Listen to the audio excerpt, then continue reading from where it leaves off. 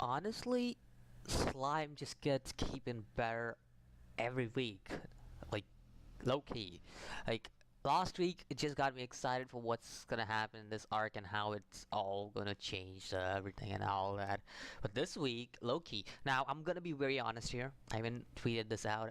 I'm not a big fan of overpowered characters. Like, I love some overpowered characters, yeah, but most of the times when you try to make an overpowered character, that either done wrong or some shit goes down with them that just be like, okay, that's completely out of mind. Like let's just take examples of like overpowered characters, like bad overpowered characters, I would say.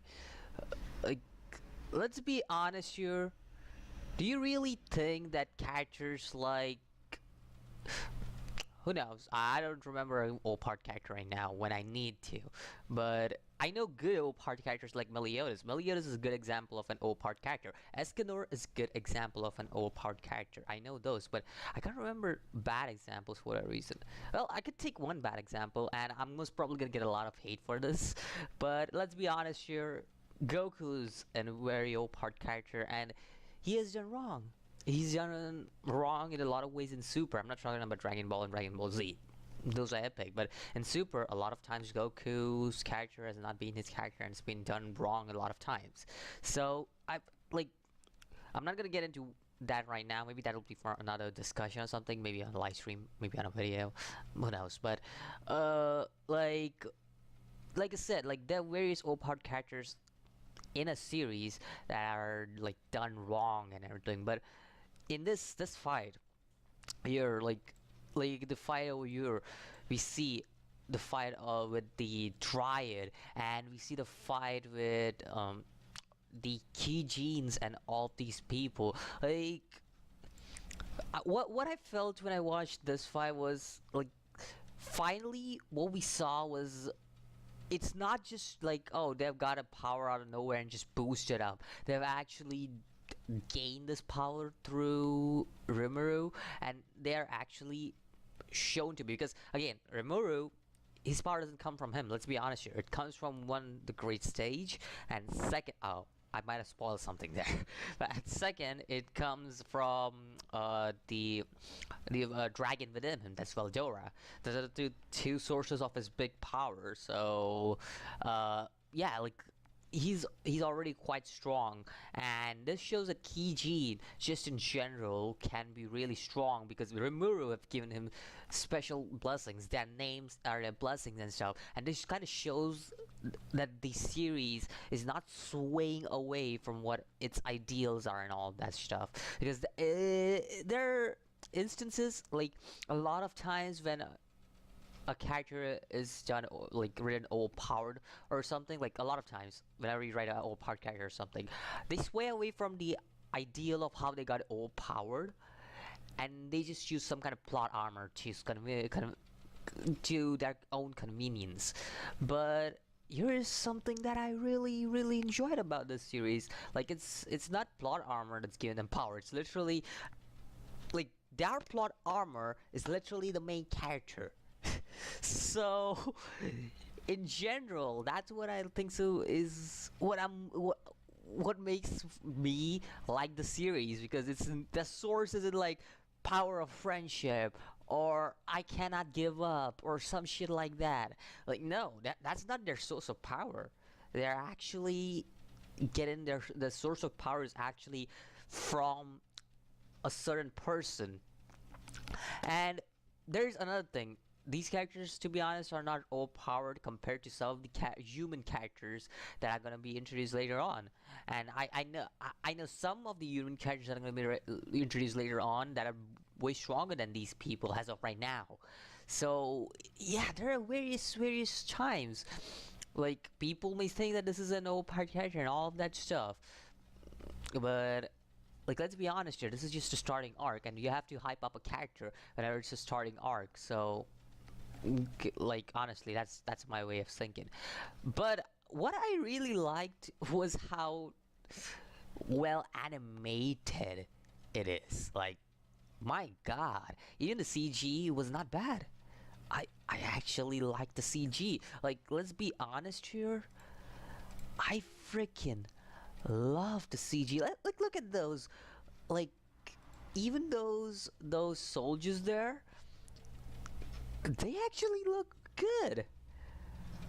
They actually look good. They actually put time in CG, and I can't give enough credit for that because it actually looks good.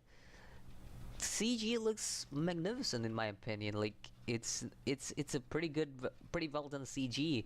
If I had to put it in any way, shape, or form, like it is beautiful to see the CG. Like I'm being very honest here. Like it's a damn good CG. So yeah, and like I also love how this whole scene played out because he just he snapped this orc and the faces of all of these people, all of the lizard men was great, and I loved how her face was there, the daughter of the lizardman's chieftain. Like I love how her face was just like, what the hell, like that's just normal. Like I've seen enough shit. That's normal. I love that face. I love that freaking face. Like it's a face you know that this shit is normal to you when you have had enough of this shit. Like you just look at this and like, yeah, that's normal. That's my normal daily life. And I freaking love that face. It was damn good. I freaking love everybody's expression when this guy just snapped out everybody, and I'm like, yo, this is so exciting to see. Like this is so hype. This is so cool. It's just like, and it's funny because in a way I should be like, this is an intensifying battle and some shit is gonna do that, but rather I'm just like, this shit is funny, yo. It tried to be, it's like this, like it's dark at the same time it's funny, and I'm like, what should I pick? Should I pick the dark thing to react to, or should I pick the funny thing to react to? Because both of the shit is just like, okay, like what am I gonna pick to react to? Because there's a whole shit going on, all the shit with chieftain going on with the lizard man and everything, and I should be feeling like, oh, it's kind of a bad situation for them and all that, but looking at how these people react and looking at the facial expressions and looking at how these guys, Rimuru and Rimuru's team, everybody on Rimuru's team is fighting and everything, and the words they say, like, it's just funny to see that, to be honest. Like, I'm being honest, like, it's funny to see that all shit goes down. And finally, but not least, this is a great way to end the episode. Like, let's be honest here. We all want to see this in the next episode. We all want to see Rimuru go up against the Orc Lord. And the Orc Lord is powerful. And I would love to see this fight go down because, boy, am I not excited for this fight, because the way they have hyped out this whole arc, the way they have done this, I hope it's not a disappointing ending to the arc. I hope it's satisfying, or at least beyond satisfying. I have a high expectation for the end of this arc. Like, I have a really high expectations, and I hope those aren't shattered by some kind of bullshit. Like, I don't think the slime will do that. I think so. It's gonna be a very satisfying end to this arc, and I believe in that because of how Rimuru works and everything. Like, let's be honest. When has it ever been? I haven't seen a series in a long while, like where it has been like dark and funny. Like Loki, I haven't seen a series. It's just dark and funny. So like, it's Loki really, really weird. Anyways. Let me know what you think about this episode of Slime. Personally, again, very satisfied with this episode. Very excited for the next episode. And old part characters actually won me over this time. So, love them. So, yeah, let me know what you think about this episode. I'll see you guys in the next video. As always, peace.